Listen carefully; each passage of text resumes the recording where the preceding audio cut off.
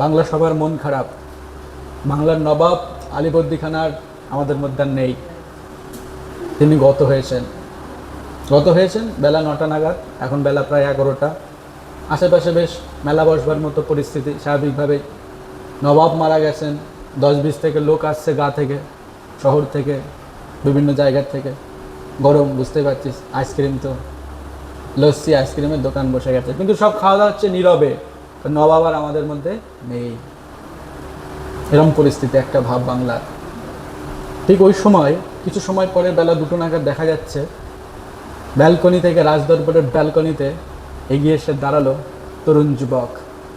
বড়জোর বয়স 22.5+ এরকম, 23 এখনো হয়নি, 4-5 মাস হবে। ওই যুবক এসে দাঁড়ালো এবং বাংলার মানুষের সামনে দাঁড়িয়ে শপথ নিল এবং এই বক্তব্য রাখলো যে আজ থেকে আমি হলাম তোমাদের নবাব। আমার দাদু নেই তো কি হয়েছে, দাদু তোমাদের যা দিয়ে যেতে পারেনি আমি তা দেবো সম্পূর্ণ, আর দাদু যা দিয়ে গেছে ওগুলো ডবল করে দেবো। হ্যাঁ, মরার দিন শপথ নিতে হবে। রাজ পরিবারের দিনকাল আলাদা, অন্যরকম। এর আগে যদি কেউ দেখা গেল ব্যালকনিতে অন্য কেউ এসে বলে চলে গেল যে নাও এরপর আমি রাজা, তো ও নিয়ে তো 2 নম্বরই হয়ে যাবে। এখানে মরার পরই ব্যালকনিতে যে আগে এসে বাহুবলী স্টাইলে শপথ নেবে যে আমি হলাম তোমাদের রাজা মহেন্দ্র বাহুবলী, তো সেই হচ্ছে নবাব হতে পারবে। তো সেই কাজটা কে করেছিল? সিরাজউদ্দৌলা। এইভাবে ও বাংলার নবাব পদে এলো। বয়স বললাম 23 বছর মতো বয়স। ও বয়সের ছেলে পেলে, এর মধ্যে আবার 2খানা বিয়ে হয়ে গেছে। এমনি বয়স কম, তারপর আবার মটকা গরম তো হওয়া উচিতই, স্বাভাবিক। ওই বয়সের ছেলে পেলেদের রক্ত গরম হওয়া স্বাভাবিক, এটা হ্যাঁ কি না?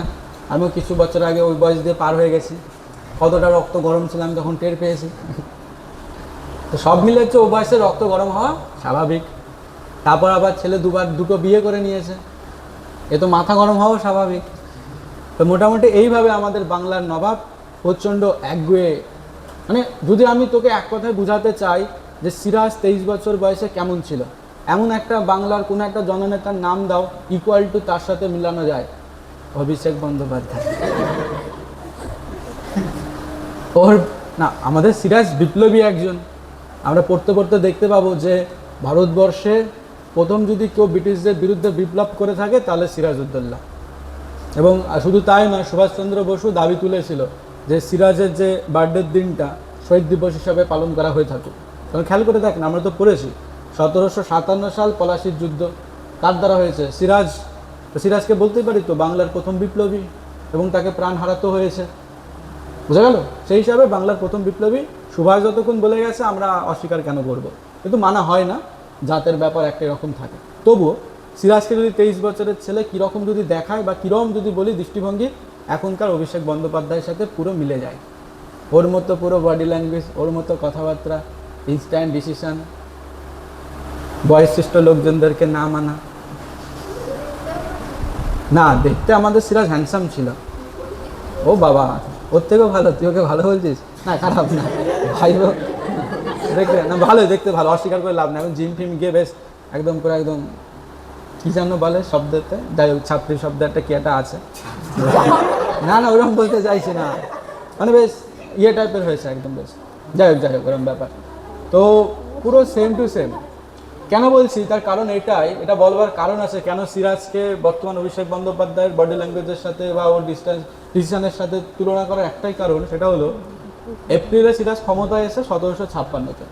তারপরে এপ্রিলের পর মোটামুটি 1.5-2 মাসের মধ্যে বাংলার রাজনীতি এমন জায়গায় গিয়ে দাঁড়ালো, জুন মাসের 20 তারিখে সিরাজ ডিসিশন নিয়ে নিয়েছে কলকাতা আক্রমণ করবে। এবং কলকাতা আক্রমণ বলাও ছাড়া করাও ছাড়া। বুঝা গেল? কবে করেছে? ওদিকে হচ্ছে এপ্রিল, তারপরে মে, তারপরে জুন, মোটামুটি ধরে রাখ 1.5 থেকে 2 মাসের মধ্যে সিরাজ কলকাতা আক্রমণ করে দিয়েছে। অ্যাকচুয়ালি তুই যখন সিরাজের ইতিহাস পড়বি বা বাংলার ইতিহাস পড়বি, সিরিয়াসলি সিরাজের এই ডিসিশনটাই সম্পূর্ণ বাংলাকে রসতলে দিয়েছে। বা বলা যেতে পারে এই পলাশির যুদ্ধ হয়তো হতো না, বা হলো অনেক পরে হতো। সিরাজের হটকারিতা, ওর ডিসিশনটা পুরো বাংলাটাকে শেষ করেছে ওই টাইমটাতে। যা ও চেষ্টা করেছিল, অমন নয় পুরো ডুবিয়ে দিয়েছে, এর মতো না, চেষ্টা করেছে, জান প্রাণ দিয়ে চেষ্টা করেছে। যাই হোক, তো সিরাজের ওই একটা ডিসিশন যে কলকাতা আক্রমণ, অনেকে বলে, অনেক ঐতিহাসিক পরবর্তীকালে বলেছে যে সিরাজ যদি কলকাতা আক্রমণ না করতো বা আরও ভাবনা চিন্তা করে যদি ডিসিশন নিত তাহলে ঠিক ছিল। কিন্তু এবার প্রশ্ন আমাদের এটাই, সিরাজ কলকাতা আক্রমণ কেন করলো? কী প্রয়োজন পড়েছিল সিরাজের কলকাতা আক্রমণের? কলকাতা আক্রমণ করেছে, কলকাতায় ছিল কারা? কারা ছিল? ব্রিটিশ ইস্ট ইন্ডিয়া কোম্পানির একটা পার্ট মাদ্রাজে কিছু ছিল, আর একটা পার্ট ছিল বাংলাতে। ক্লিয়ার? তো এবার কথা হচ্ছে, তাহলে এই কোম্পানির সাথে সিরাজের কি এমন কি ঝামেলা হলো যে সিরাজকে বাধ্য হতে হলো যে মাত্র সিংহাসনে বসেই 1.5-2 মাসের মধ্যে এত বড় ডিসিশন নেওয়ার? এবার আমরা একটা একটা করে কারণ দেখব। তাহলে কোশ্চেনটা এইভাবে ফেললাম, সিরাজের সাথে ইংরেজদের বিরোধের কারণ। ইতিহাসের যেরকম কোশ্চেন হয় সেভাবে আমরা ফেললাম, কিন্তু আমরা ইতিহাস পড়ছি না, বাংলা পড়ছি। তো কোশ্চেনটা কি? সিরাজের সাথে ইস্ট ইন্ডিয়া কোম্পানির বিরোধের কারণ। ক্লিয়ার? দেখি এক এক করে। প্রথম কারণ, যখন সিরাজ সিংহাসনে বসেছিল, এই কারণটা আমার খুব পছন্দের কারণ। যখন সিরাজ সিংহাসনে বসেছিল, স্বাভাবিক, মানে ওই ব্যালকনির পরে, ব্যালকনিতে তো এসে শপথ ওটা আগে বলতে হয়, বলে গেল, মানে দাদু এখনও সমাধি যায়নি, তো সিরাজ এসে বলে গেল। তো কথা হলো, তারপরে সিরাজের যখন যেদিন অফিসিয়ালি অভিষেক হলো ওই দিনটাতে আর যারা রয়েছে সবাই এসেছিল, এসে গিফট দিয়েছিল। একমাত্র ইস্ট ইন্ডিয়া কোম্পানির থেকে কেউ খেতেও আসেনি এবং গিফটও দেয়নি। সিরাজের এটা বড় অপমান লেগেছিল, বুঝতে পারলি? এই কারণটা আমার খুব পছন্দের কারণ। আর যখন ইতিহাসে এই কারণটা পড়া হয়, ওখানে গিফট লেখা থাকে না, ওখানে লেখা থাকে উপঢৌকন। শব্দটা হেবি। লেখা আছে সিরাজ যখন সিংহাসনে বসে ইস্ট ইন্ডিয়া কোম্পানি সিরাজকে কোনো রকম উপঢৌকন দেয়নি। মানে একটা রাজা ক্ষমতায় বসলে সেই সময়টায় অনেক দেশ বা প্রতিবেশী রাজারা তাদেরকে অনেক শুভেচ্ছা বার্তা পাঠায় ভালো ভালো জিনিসপত্রের মধ্যে দিয়ে। তো সেটা ইস্ট ইন্ডিয়া কোম্পানি করেনি, তাই সিরাজের একটা মনে বড় কষ্ট লেগেছিল। এটাও পার্সোনাল নিয়ে নিয়েছিল। এটা গেল নর্মাল, এটা নিয়ে কেউ আর বিদ্রোহ করলে ইতিহাসে তো খারাপ দেখাবে, ওই দেখো সিরাজ ছি গিফট দেয়নি বলে যুদ্ধ করে দিয়েছে, খারাপ দেখায়। এটা মনে মনে ছিল। সামনাসামনি কোনগুলো? 2 নম্বর কারণ। 2 নম্বর কারণ হচ্ছে ইস্ট ইন্ডিয়া কোম্পানি এসেছিলো, আমরা জানি নামেই বলছি কোম্পানি এসেছিলো বিজনেস করতে। আর আগে বলেছি east India company equal to বর্তমানের রিলায়েন্স কোম্পানি, মানে যেটা জিও বলতে পারি, আম্বানি। একটা তো ব্যবসা না, অনেক ব্যবসা। ইস্ট ইন্ডিয়া কোম্পানির একটা ব্যবসা ছিল না, মেন ব্যবসা বস্ত্র শিল্প ছিল, এর পাশাপাশি আরও অনেক ধরনের শিল্প ছিল। তো এই যে কোম্পানি, একটা কোম্পানি ইস্ট ইন্ডিয়া কোম্পানি, ও ব্যবসা করতে এসে কেউ বাবু দুর্গ বানায়। দুর্গ কী জন্য বানায়? দুর্গ হচ্ছে, তোরা দেখেছিস বাহুবলী সিনেমাতে, দুর্গ হচ্ছে তার রাজপ্রাসাদকে একরকম ঘিরে রাখবার মতো যে বেরিটা, তাকে আমরা দুর্গ বলি। মারাত্মক চওড়া হয়ে থাকে, এতটা চওড়া হয়ে থাকে, ওপর দিয়ে প্রায় 6-7 খানা একটা ফুল ফ্যামিলি, ঘোড়ার ফ্যামিলি চলে যাবে, মানে 6-7টা ঘোড়া পাশাপাশি চলে যাবে, এতটা চওড়া হয় আর বিশাল লম্বা হয়। ও টপকানো খুব মুশকিল, কয়েক তলার সমান হয় সেগুলো, আর ঘেরা থাকে অনেকটা এরিয়া দিয়ে, আর মাঝখানে ওদের সাম্রাজ্য থাকে ওই ঘেরার মাঝখানে। তো সিরাজ বুঝতে পারছে না, এরা তো এসে বিজনেসম্যান, বণিক জাতি, এসে ব্যবসা করতে, এরা দুর্গ বানায় কেন? শুধু এরা দুর্গ বানাচ্ছিল না, এদের পাশাপাশি ফরাসিরা, পর্তুগাল, এরাও কম বেশি দুর্গ বানাচ্ছিল। সিরাজ সবাইকে লেখা পত্র পাঠালো যে এইসব কি ব্যবসা করতে এসে দুর্গ ফুর্গ বানাচ্ছ কেন? গুদাম ফুদাম বানাও, তাও ঠিক আছে, ইঁদুর ফিদুরের ভয় নয়, জামা কাপড় যাতে না কাটে গুদামে তোমরা রাখো, কিন্তু দুর্গ বানাচ্ছ কেন? এই তো আমার মাথায় ঢুকছে না। যেটুকু ঢুকছে মনে হচ্ছে তোমরা ভাবসাব ভালো না, দখল করবার মতো একটা ভাবনা চিন্তা। বলো তোমরা ইনস্ট্যান্ট দুর্গ বানানো বন্ধ করো। বাকি দেশগুলো শুনেছিল, ফ্রান্স শুনেছে, এরা শুনেছে, কিন্তু ইংল্যান্ড কোনো কথা কানে দেয়নি। ও একটার পর একটা ইট দিয়ে তুলেই যাচ্ছে। সিরাজের মতো সিরাজ বলেই যাচ্ছে, আর ওর মতো বিল্ডিং তুলেই যাচ্ছে, দুর্গ বানিয়েই যাচ্ছে। এই সিরাজের বড় আঘাত লেগেছে ব্যাপারটা। এগুলো একটা কারণ দুর্গ নিয়ে, ঠিক? আচ্ছা, 3 নম্বর কারণ, যখনই ক্ষমতা পাল্টায় দেখবি অনেক চোর ধরা পড়ে, হ্যাঁ কি না? একদম বর্তমান, অতীত বর্তমান কিছুই হয় না, দেখ ও একই প্রায় সব কিছু, খালি মানুষটা আলাদা আলাদা, সময় আলাদা আলাদা, তাছাড়া সবই তো এক। তো হয় কি, সিরাজ যখন ক্ষমতায় আসে, ওর দাদুর পরেও ক্ষমতায় এসেছিল। আচ্ছা, দাদুর পরে নাতি কেন ক্ষমতায় এসেছিল? নাতি বলতে কেমন নাতি? আলীবর্দী খানের কিন্তু কোনো ছেলে ছিল না, 3টে মেয়ে ছিল।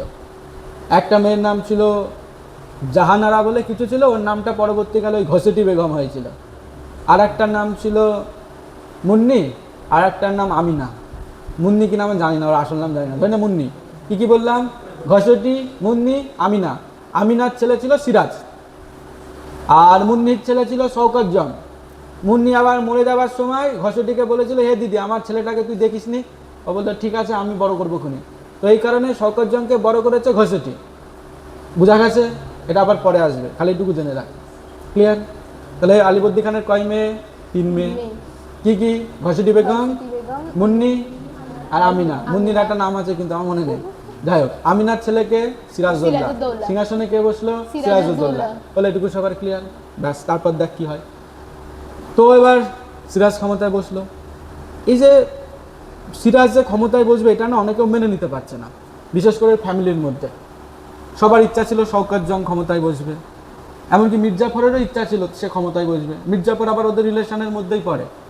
ওই মির্জাফর হচ্ছে তোর, মির্জাফরের বোনের সাথে বিয়ে হয়েছিল হচ্ছে তোর আলিবর্দী খানের। এরকম কিছু না, না, আলিবর্দী খানের বোনের সাথে মির্জাফরের বিয়ে হয়েছিল। বুঝতে পারলি? তাহলে শালা জামাইবাবুর সম্পর্ক হয়ে যাচ্ছে না? তো যাই হোক, মির্জাফর চেয়েছিল যে ও আলিবর্দী খানের মৃত্যুর পর ও সিংহাসনে বসবে। তো ওরও একটা ইচ্ছা, সবারই ইচ্ছা সিংহাসনে বসার, কিন্তু মাঝখান থেকে একদম তরতাজা 23 বছরের ছেলেকে সিংহাসনে বসিয়ে দিয়েছে। এটা কেউ মেনে নিতে পারছে না। অনেকটা বাংলার রাজনীতির মতো পরিবেশ। হলো কি, সিরাজ যেই ক্ষমতায় বসেছে সাথে সাথে না ও হিসাবপত্র নিয়ে বসেছে, যে কে কত টাকা খেয়েছে, কত দুর্নীতি হয়েছে আমার দাদুর সময় দেখি তো। দুর্নীতি খুঁজতে গিয়ে বেরিয়ে গেছে রায়দুল্লভ বলে একজন ছিল, রায়দুল্লভ, রাজবল্লভ, এরা সব তখনকার সব ভিআইপি সব টাকা নামজাদাওয়ালা লোকজন। রাজবল্লভের ছেলে ছিল কৃষ্ণদাস। রাজবল্লভ প্রচুর টাকা খেয়ে নিয়েছিল, প্রচুর টাকা দুর্নীতি করেছে এদের মতো প্রায়। এবার সিরাজ তো ধরে ফেলবে, বুঝতেই পারছিস। তাই রাজবল্লভ করলো কি, ওর ছেলে কৃষ্ণদাসকে আরো বেশি কিছু টাকা পয়সা দিয়ে পাঠিয়ে দিল হচ্ছে কলকাতা, ইস্ট ইন্ডিয়া কোম্পানির কাছে। এখন কোম্পানি ওকে আশ্রয় দিয়েছে। কোম্পানিও সিরাজকে ঠিকঠাক পছন্দ করে না। আর সিরাজ বারবার এরকম বলছে ওটাকে বের কর বাইরে, ও প্রচুর টাকা পয়সা খেয়েছে, দরকার ওকে বার কর। আর ওদিকে কোম্পানি কিছুতেই আর ওই ছেলেটাকে বার করে না, বরঞ্চ ছেলেটাকে আবার বেশ ভালো করে রেখে টেখে খাওয়া দাওয়া দিয়ে জায়গা করে দিয়েছে। সিরাজের এতে রাগ, যে ছেলেটা রাজদ্রোহী, তাই না, রাজদ্রোহী তো বলে, সিরাজের সাথে বেইমানি করেছে, নবাবের সাথে বেইমানি করেছে, তুমি সেই বেইমানকে জেনে শুনে কেন জায়গা দেবে? যতক্ষণ জেনে গেছো এবার বার করে দাও বেটাকে, তুমি তাও বার করে দিচ্ছ না, এ কিরম অসভ্যতামি। মোটামুটি এই কিছু কারণ, আরও কিছু ব্যক্তিগত কম বেশি কারণে সিরাজ পছন্দ করতো না ইস্ট ইন্ডিয়া কোম্পানিকে, আর বিশেষ করে দুর্গ। আর একটা কারণ বলা চলে, যেটা আমাদের নাটকের সব থেকে গুরুত্বপূর্ণ পার্ট, সেটা হলো 4 নম্বর যেটা, সেটা এই যে সিরাজের কাছে ফরাসি একজন দূত এসেছিল। দূত এসে সে জানায় যে দেখুন সিরাজবাবু, আপনি নবাব, আপনি আমাদেরকে বলেছিলেন যে দুর্গ বানাতে, না আমরা দুর্গ বানাইনি, ওদেরকেও বলেছিলেন কিন্তু ওরা দুর্গ বানাচ্ছে। এবং আপনি বলেছিলেন যে কোনো জায়গা দখল করতে না, শান্ত বজায় রাখতে, পরিবেশ শান্ত রাখতে, বাংলাতে কারোর সাথে কোনো কিছু দখল করা নিয়ে ঝামেলা করবেন না। আমরা কোনো করিনি, কিন্তু ইংরেজরা দেখুন আমাদের ভালো ভালো জায়গা দখল করতে আসছে। কারণ কি দেখতে পেলাম, ফরাসি দূত এসেছে নবাবের রাজদরবারে নালিশ করতে। কাকে নিয়ে নালিশ করতে এসছে? ইস্ট ইন্ডিয়া কোম্পানিকে নিয়ে। কেন? কোম্পানিকে বারণ করার সত্ত্বেও কোম্পানি কি করছে? দুর্গ বানাচ্ছে। আর কি করছে? ফরাসিদের দখল করা যে উপনিবেশ, যে অংশটা ওরা ব্যবসা বাণিজ্য করছে, ওই জায়গাটা বারবার দখল করার চেষ্টা করছে ইস্ট ইন্ডিয়া কোম্পানি। আর কোম্পানি ওদেরকেও দুজনাকেই বলেছে যে তোরা কিন্তু মারামারি করিস না, বাংলাকে শান্তি বজায় রাখ। ফরাসি শুনেছে, ফ্রান্স শুনেছে, সেখানে অশান্তি করেনি, ডাইরেক্ট কমপ্লেন করতে এসছে সিরাজ নবাবের কাছে। এই জায়গার থেকে আমাদের নাটক স্টার্ট হবে, বুঝা গেল? তো আমরা নাটক এখানটায় শুরু করে দিতে পারি। আর তবু একটু আরও জানবার জন্য আমি 2-4 কথা বলে নাটকের মধ্যে আসবো। তাহলে এখনো অবধি আমরা দেখলাম যে সিরাজের ইস্ট ইন্ডিয়া কোম্পানির ওপর খেপে যাওয়ার অনেক কটা কারণ। আর কোন জায়গা থেকে আমাদের নাটক স্টার্ট হয়েছে বললাম, কোন জায়গায়? ফরাসি দূত এসেছে সিরাজের দরবারে নালিশ করতে। কি বিষয়ে নালিশ করতে? যে মহারাজ আপনি বলেছিলেন, যে নবাব আপনি বলেছিলেন যে সাম্রাজ্য আর বাড়াতে না, শান্তভাবে থাকতে। আমরা শান্তভাবে আছি, কিন্তু ইস্ট ইন্ডিয়া কোম্পানি আমাদের শান্তভাবে থাকতে দিচ্ছে না, ও বারবার খালি আক্রমণ করছে আমাদেরকে, তো আপনি এর কিছু ব্যবস্থা নিন। এখান থেকে নাটক স্টার্ট হবে। কিন্তু আমরা একটু নাটক বাদ দিয়ে একটু ইতিহাসের কাহিনী একটু এগোই, দেখি কোন জায়গাটায় গিয়ে দাঁড়ায়। কি বললাম? সিরাজ কলকাতা আক্রমণ করলো। সিরাজ কলকাতা আক্রমণ করছে ওই সেম বছর, এপ্রিলে ক্ষমতায় এলো, জুন মাসের 20 তারিখে আক্রমণ করলো কলকাতা। গরম গরম পরিবেশ, যেমন গরম দেখতে পাচ্ছিস এখন, আছে কত জুনের 14 তারিখ, মনে করা 6 দিন পর রওনা দিয়ে দিয়েছে সিরাজের বাহিনী। আরে টাইম লাগবে তো মুর্শিদাবাদ থেকে কলকাতা যেতে, এ বাড়ির কাছে নাকি, রওনা দিয়েছে। ভাব এখন রাস্তায় আছে, নদিয়া অবধি চলে এসছে, আজকের দিনে মোটামুটি নদিয়া অবধি চলে এসেছে। তারপরে 20 তারিখে পৌঁছাবে কলকাতায়। কলকাতায় যেদিন পৌঁছালো, কলকাতার পরিবেশটা কেমন একটু বলি। খুব একটা যে সেনাবাহিনী ছিল কলকাতায় তা নয়। কলকাতার কোন জায়গাটা আক্রমণ করেছিল? Fort William. ফোর্ট উইলিয়াম দুর্গ, যেটাকে দুর্গ বলা হচ্ছে, ওইখানটায় আক্রমণ করে। ওখানে তেমন একটা ইংরেজ সেনাপতি ছিল না, বা ইংরেজ সেনাবাহিনী ছিল না, হাতে গুনে কয়েকটা, এবং তাদের ফ্যামিলি, বাচ্চা কাচ্চা এইসব আর কি। তো তাদের ওপর সিরাজের সেনাবাহিনী চড়াও হয়, তাদেরকে হত্যা করে, তাদের কাছ থেকে কলকাতা দখল করে নেয়। এইরকম একটা ঘটনা আছে, সিরাজ নাকি সন্ধ্যাবেলা খাওয়া দাওয়া করে রাত্রিবেলা শুয়ে পড়েছে, আর সিরাজের টিমের লোকজনরা এই ইস্ট ইন্ডিয়া কোম্পানির বেশ কিছু লোককে একটা ছোট্ট একটা ঘরে, কয় ফুট বাই কয় ফুট এরকম ছোট্ট একটা সামান্য ঘর, যে ঘরে মোটামুটি 10টা লোক ঠিকভাবে হয়তো থাকা যায়, আর ওই ঘরটাতে নাই নাই করে প্রায় 100 মতো লোকজনকে ঠেসে দিয়েছে। ঘরে একটা দরজা জানলা কিচ্ছু নেই, এমনকি তারা জল জল করে চেঁচিয়েছে, তাদেরকে এক ফোঁটা নাকি জলও দেয়নি। ওই ঘর থেকে পরের দিন যখন গেট খুলেছে, একটাও ডেড বডি, মানে সব ডেড বডি, শুধুমাত্র নাকি একজন বেরিয়েছে জানতো, সেই লোকটার নাম হচ্ছে হলওয়েল। এবার প্রশ্ন, সবাই বেঁচে গেল, মরে গেল, হলওয়েল বেঁচে গেল কি করে? ও দাবি দিয়েছিল, বললো ওই ঘরের কোথাও একটা ফুটো ছিল, ও ফুটোর ওখানে নাক লাগিয়ে সারা রাত কাটিয়েছে, তাই ঘটনাক্রমে হলওয়েল বেঁচে গেছে, বাকি সবাই মরে গেছে। আর এই পুরো ঘটনাটা যা বললাম, এটা সত্য কি না মিথ্যা তার কোনো ঠিক নেই, কিন্তু এই ঘটনাটা ইতিহাসে আছে। আর এই ঘটনাটা ইতিহাসে একদম বাড়িয়ে ছাড়িয়ে যে লিখেছে তার নাম হচ্ছে হলওয়েল। হলওয়েলের প্রায় পডকাস্ট দিত, বুঝতে পারছিস, এখনকার সময় পডকাস্ট খুব চল, তখনকার সময় চলছিল। প্রত্যেক ইউটিউবাররা ওকে ডাকছে, ইনভাইট করছে যে হলওয়েল দাদা আপনি আসুন, আপনি যেরকম জায়গা থেকে বেরিয়ে এসছেন, আপনার ইন্টারভিউ নেওয়ায় মানায়। আর হলওয়েল প্রত্যেকবার ইন্টারভিউতে প্রথমে বলেছিল 60 জন, পরে বলে 70 জন লোক ছিল, পরে বলে 100 জন লোক ছিল, লাস্ট যে ইন্টারভিউটা দিয়েছে ওখানে বলে 160 জন লোক ছিল। এরম বলে গেছে হলওয়েল নিজের মতো। আর হলওয়েল এই ঘটনার পর না, ওর জীবনের সব থেকে বড় উদ্দেশ্য ছিল একটাই, ও এই ঘটনাটাকে সারা দিন এই ঘটনা নিয়ে থাকতো, ডেকে ডেকে সবাইকে শোনাতো, জানিস সিরাজ এই করেছিল ওই করেছিল। এর ওপর হলওয়েল কতগুলো যে বই লিখেছে, প্রত্যেকটা সেকেন্ড নিয়ে এক একটা বই হলওয়েল বলা যেতে পারে। বুঝা গেল? তো এই হলওয়েলের কাহিনী, এটাকে বলা হয় অন্ধকূপ হত্যা। এটা সিরাজকে অনেকে বলে দুর্নাম করবার জন্য। ক্লিয়ার? যাই হোক, এটা আমাদের নাটকের সাথে আসে না, এগুলো অনেক পরের কাহিনী, মানে আগের কাহিনী, নাটকের সাথে রিলেটেড নয়। দেন তারপর সিরাজ তো কলকাতা আক্রমণ করে কলকাতার নাম পাল্টে দিল, দাদুর নাম দিয়েছিল, কি নাম দিয়েছিল? আলিবর্দী খানের নাম অনুসারে আলীনগর, আলীনগর দিয়েছিল, আলিপুর নয়, আলীনগর। আলীনগর না আলীগড়? আলীনগর, হ্যাঁ আলীনগর। কি নাম দিয়েছিল? আলীনগর। তো যাই হোক, এভাবে চললো ঘটনা। এরপর দেখা যায় সিরাজ চলে এসছে মুর্শিদাবাদে। সিরাজ তো খুব আনন্দেই আছে, ইংরেজদেরকে উচ্চশিক্ষা দিয়ে এসছে। কিন্তু এইটাই ছিল সিরাজের কাল। কেন? ইংরেজ কোম্পানি, ইস্ট ইন্ডিয়া কোম্পানি এই পুরো ঘটনাটাকে অপমানের মতো করে নিয়েছিল, যে আমাদের সাথে এরকম করলো, আমরা ঘরে কেউ ছিলাম না, আর আমাদের এসে 2-4 জনকে মেরে, বউ বাচ্চাকে মেরে এত কিছু করে গেল, তো ঠিক আছে আমরা দেখছি। এদিকেই সিরাজ ভাবছে মনে হয় ইংরেজরা ভয় পেয়ে গেছে। সিরাজ ভাবছে ইংরেজরা এবার তাদের সাথে চুক্তি করবে, চুক্তিও করেছিল, একটা আলীনগরের চুক্তি করেছিল পরের বছরই। কিন্তু ইংরেজদের মধ্যে বিশেষ করে রবার্ট ক্লাইভ, তখন ছিল গভর্নর জেনারেল, ওর দায়িত্ব ছিল, মানে কোম্পানির দায়িত্ব ওর ঘাড়ে ছিল। তো রবার্ট ক্লাইভ যে পেছন এরম যে ভাবনা চিন্তা রেখেছে, সিরাজ সেটা বুঝতে পারেনি। কি ভাবনা চিন্তা? ও চুপি চুপি মাদ্রাজ থেকে সেনা নিয়ে আসছিল, আর ও ঠিক করেছিল আমাকে জুন মাসে মেরেছে তো কলকাতায় এসে, আমি জুন মাসে গিয়েই মারব। জুন মাসের 20 তারিখে মেরেছে তো, ও জুন মাসের 20 তারিখে মারতে পারেনি, মাঝখানে বৃষ্টি বাদলার কারণে দেরি হয়ে গেছিল। যাই হোক, ও জুন মাসের 23 তারিখে আক্রমণ করেছিল পলাশী। বুঝা গেল? যেটাকে আমরা বলে থাকি পলাশীর যুদ্ধ। তো আমাদের যে নাটকটা, ওই পলাশীর যুদ্ধের কিছুদিন আগে, রাজদরবারের পরিস্থিতি নিয়ে নাটক। চলে আসি আবার পলাশীর যুদ্ধ। ক্লাইভ সেনাবাহিনী নিয়ে আক্রমণ করলো, বিশাল একটা যুদ্ধ হলো। অনেকে অনেক রকম বলে, কেউ বলে কোনো যুদ্ধই হয়নি, কেউ বলে না হেভি যুদ্ধ হয়েছে, কেউ আবার বলে ওখানে এখন নাকি রক্তের দাগ করে রয়েছে। এরম এক একজন এক এক রকম বক্তব্য রাখে। তো তবে যে দিকটাতে পাল্লা ভারী সেটা যদি বলা যায়, বলে সেমন একটা যুদ্ধ হয়নি, কারণ সম্পূর্ণটা বিশ্বাসঘাতকতার মধ্য দিয়ে চলেছে। কিভাবে বলে অনেকে, সিনটা অনেকটা এইরকম, আমি বুঝাই তোকে, অনুমান করি। ও পাশে রয়েছে সিরাজের টিম, সিরাজের টিমে রয়েছে মীর জাফর, মীর কাসিম, মীর মদন, বড় বড় সব যোদ্ধারা রয়েছে।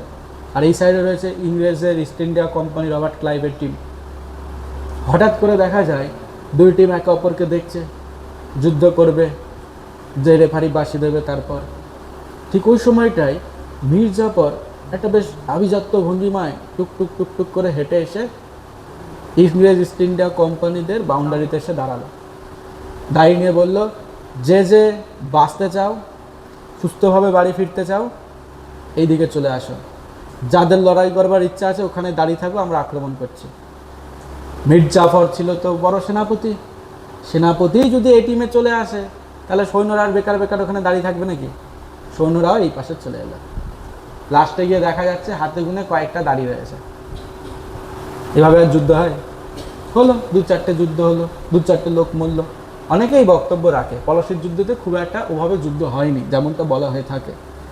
তাদের বক্তব্য পলাশির যুদ্ধতে যেটা হয়েছিল একরকম বেইমানি হয়েছিল। ক্লিয়ার? ব্যাস। এবার সিরাজের অবস্থা কি হলো? সিরাজের কাছে খবর পৌঁছালো।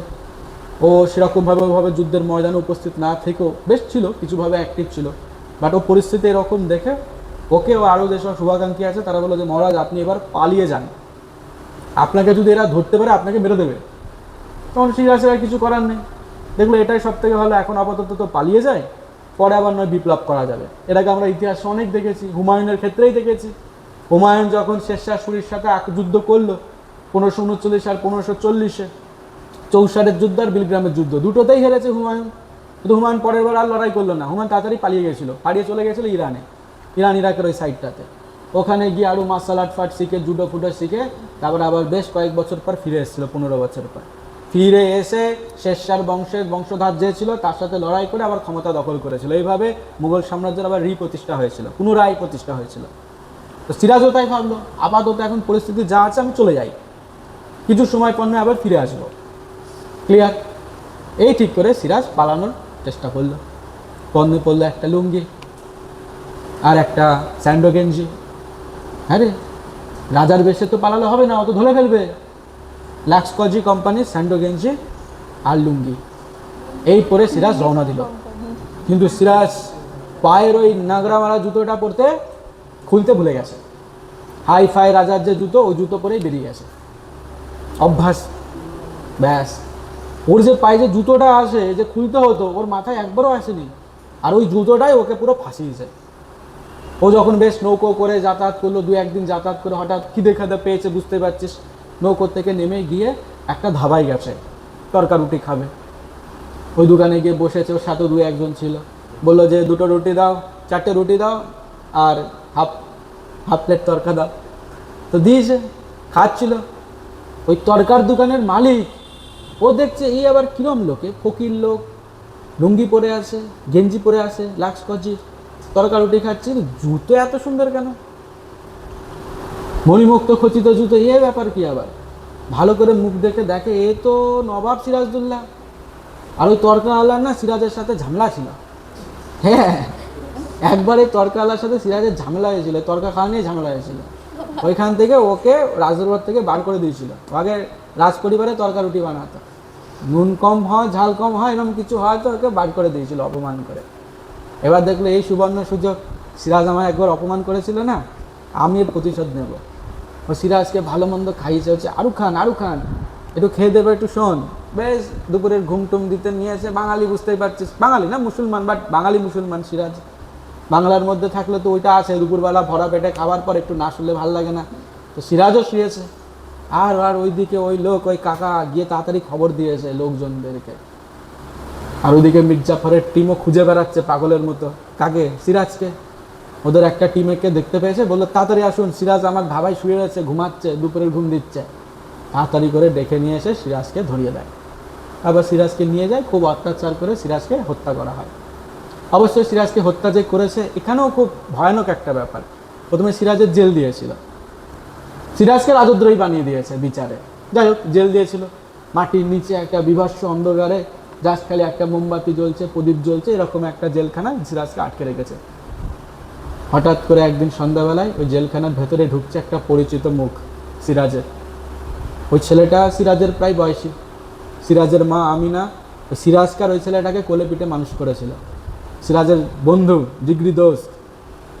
বুঝা গেল? মানে ওই যে বাচ্চা ছেলেটার কথা বলছিলাম, সিরাজের সাথে বাচ্চা ছেলে ছিল, সিরাজও বাচ্চা ও বাচ্চা, ওই ছেলেটা মা বাবা নেই, সিরাজের মা ওকে কোলে পিঠে মানুষ করেছে সিরাজের সাথে। সিরাজ এক কামড় খেলে ওকে আর এক কামড় দিত, এরম মানে এক থালায় ভাত খেয়েছে, এরম টাইপের ছেলে সে। আর ও ছেলে ঘরে ঢুকে, গরদের ভেতরে ঢুকে সিরাজকে হত্যা করে দিল। ব্যাস, তারপরে সিরাজের ডেড বডি নিয়ে সারা মুর্শিদাবাদ ঘোরালো, লোককে দেখাতে চাইছে যে দেখো তোমাদের নবাব শেষ, তোমরা কিন্তু কেউ আর ভুলো বিপ্লব টিপ্লব করো না, এখন আমাদের নবাব হচ্ছে মির্জাফর, একে নবাব মানতে হবে। এইভাবে ইতিহাসে সিরাজের কাহিনী শেষ হয়ে যায়। বাট আমাদের এত কিছু প্রয়োজন পড়ে না। আমাদের কোন জায়গা থেকে নাটক স্টার্ট হবে? ওই জায়গাটা, কোন জায়গাটা? ফরাসিরা কমপ্লেন করতে এসছে। কার কাছে কমপ্লেন করতে এসছে? সিরাজউদ্দৌলার কাছে। কি কমপ্লেন? যে নবাব আপনি বললেন যে ভালোভাবে থাকতে, ঝামেলা করতে না, আমরা করছি না, কিন্তু অপরজনা তো আমাদেরকে ঝামেলা করছে, আমাদের জায়গা জমি নিতে আসছে, তো আপনার কাছে বলতে এসছি আপনি বিচার করুন, যদি বিচার না করেন তাহলে কিন্তু আমরা দেখে নেবো। বলো, বোঝা গেছে? স্টার্ট এখান থেকে নাটক। দে একটু স্টপ দে, তারপর শুরু করি।